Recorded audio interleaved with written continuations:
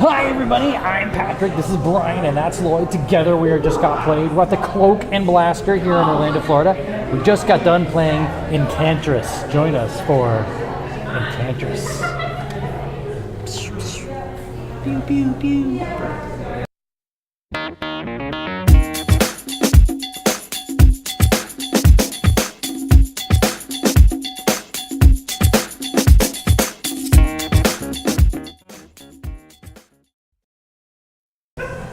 Brian Fiore. Yes. Tell us all about Incantris. Sure. Incantris is a 2 to 4 player tactical skirmish miniature game in which each of the fantasy set in a fantasy world, and it's a battle between wizards, shamans, sorceresses, shadow weavers, druids, all kinds of stuff like that. Each player basically commands 3 of the different types of characters.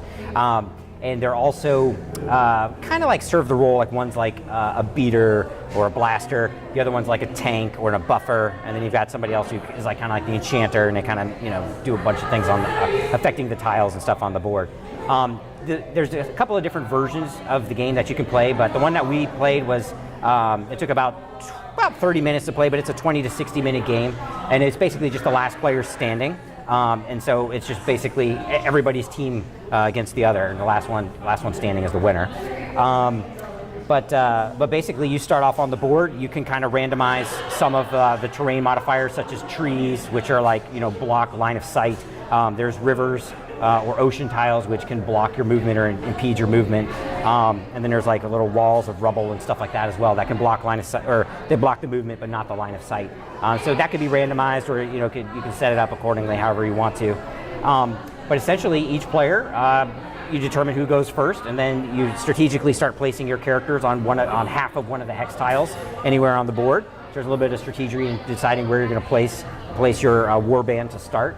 And then once it's all down, you basically just go, and during your turn, you activate one of your 3 characters. They get to move and then cast or do one action. And the actions are generally all spells, and each character has a certain amount of movement. It generally ranges between 4 and 6 points. And then each character has about probably 4 or 5 different spells, some of which are, might create like a terrain modifying effect, such as like a shadow wall, or wall of fog or something like that, or like an inferno-y billowing thing of flames where if you walk through them you get hurt. Some people can even like summon hydras to the board, which then basically act like your little minion and can shoot flame darts, pew pew pew, shooting people every turn. But essentially, you get one activation during your turn, you move and then cast a spell, and then the next person player goes, they get to choose one of their characters. And you can switch that around. You can do your spell first, and then your movement, or your movement first, and then your spell. Yeah. And then as far as defense goes, you have a certain number of combat dice. Whenever you roll a spell, it'll say roll like 2 dice and add either +1 hit or something. You get a total number of hits. But then each one of your characters has a certain damage type. You're either like an elemental type damage guy, an astral damage guy, or what was the other? Astral? Spiritual. Or spiritual. And then it's kind of like a rock, paper, scissors defense mechanism. Yeah, I said that right this time. Instead of mechanic, right? Yeah. Mechanism. But so depending on what you're got extra defense, you're going to roll extra dice. So like it'll be 2 die +1 if you're strong against elemental damage. But if you're weak against astral damage, you're only going to get to roll 1 die for those defense. On the dice, there's basically 3 defense shields on each one, and there's 5 attacks. So it's skewed more towards aggression in the game, which is good. But with that, Patrick, what would you say is your favorite thing about Incantris? It's got to be all the different spell characteristics for the players. Now, not everyone's different, so some of the sorcerers are going to have some of the same abilities other sorcerers, but it's enough variation for me to feel like each of the characters is very different and pretty well rounded. So I'm going to say the actual spell characteristics I think are well balanced and designed enough for me to be very interested. And Lloyd, if you had to pick one thing you like the most? If I had to pick one thing I like the most, I like the variable terrain. There's lots of extra tiles in the box that do all kinds of different things on each side. So your game's never going to get stale. You're going to have lots of different setup options, lots of different variations of play. It's going to change your strategy every game. Brian, if there's one thing you had to pick that you like the most? The thing that I like the most is I love tactical skirmish games, and they're usually very rules heavy and intensive and lots of things going on. But this one, is pretty quick to set up.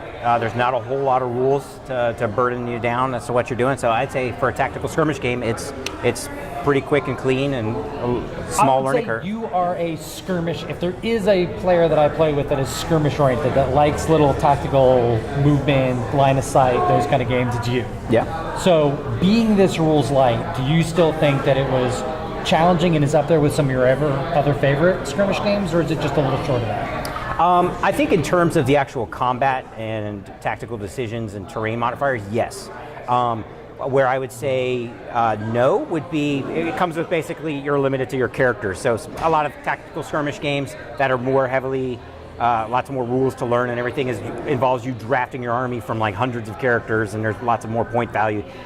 This one, but that makes the game take a lot longer. This one, you've got like basically your set armies already of 3 characters. So less on the actual choice in putting your warband together, but still there's a lot of decisions and strategic and tactical to be made in the actual combat and maneuvering around the board. So in that note, what's the thing you like about it the least? I would have to say the thing that I like least is probably, let's see, I would have to say in the dice, or the total net amount of damage that's being done. You would end up rolling like 2 or 3 dice sometimes, and you get a little bit of a modifier, and then the opponent would actually then get to roll their defense. But the net difference between it was always like 1 or 2 hits, so I never really felt like I was doing a whole bunch of damage. It was only like 1 or 2 each turn, so I kind of felt like I wasn't doing quite enough. That's fair. But Patrick, what would you say is the thing that you liked least? I would say the thing that I like the least for the game is probably the fact that it doesn't take the amount of time that they say it does. And I did have fun playing the whole time. I'm not going to lie about that. But if some of you struggle a little bit with AP or just in general, the game is not going to be 20 minutes. And I did see the guys that designed it bust out this game twice in under 20 minutes, and that's very impressive. But it did seem like there wasn't any thought. They were just going into it. Obviously, you play the game 100 times and design it, you may be able to do that. But for the most part, I'm going to say the game takes a little bit longer. So be prepared when you sit down that this game is going to be much less of a 20-minute game, much closer to a 1-hour game. Lloyd, if you had to pick one thing that you like the least? Some of the effects that made it into a longer game, which were a lot of characters have moves that slow the other characters down, so you can cover less ground. And it's a fairly large board. To get reduced from a lot of movement to just 2 spaces. Yeah, I had one guy, he had 6 movement, and Lloyd cast it, was it Entangle on my guy? And dropped his movement down to 2. Greatest move of the game. Yeah. If you like slowing the game down. Yeah. And also the healing effects. I mean, you get somebody on the ropes and they just spend their turn healing. It just lengthens it that little bit longer. I agree, but the healing effects are very weak, I think, in this game. I think they're pretty well balanced. They are. But for movement, the movement stuff, the extra walls that you can throw, I can see what you're talking about. Yeah. There's a bunch of little things that impede other players from getting to where they're going, and that can slow things down for sure.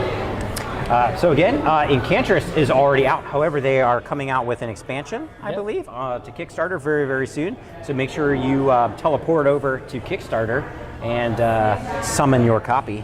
Light to yourself your house. up a copy. Yeah. I'm Patrick, this is Brian, this is Lloyd. We are Just Got Played. Thank you very, very much for watching. Lightning bolt, lightning bolt. Lightning bolt. Yeah, you ever seen that video? Lightning bolt. I'm going to use my buffer to cast a flaming engorgement on. Flaming engorgement? Yeah, and turn you into fireballs. I got your fireballs. Yes! I like it.